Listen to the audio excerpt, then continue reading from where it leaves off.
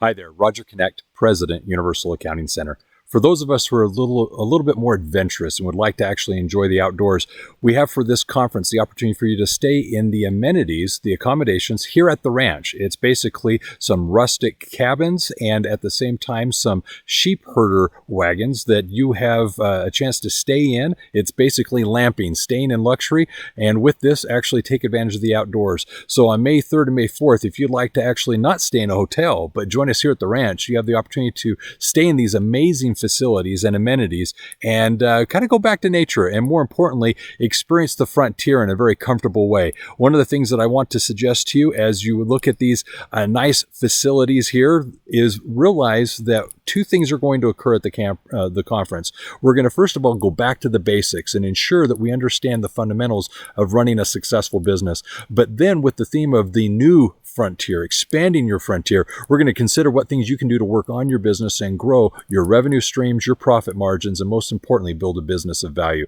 So be adventurous and don't stay at the hotel. Consider staying here at the ranch. And with that, enjoy these amazing accommodations and lamp in style here at the ranch and enjoy this experience like no other. Take care. Have a great day. And I look forward to seeing you soon. Bye-bye.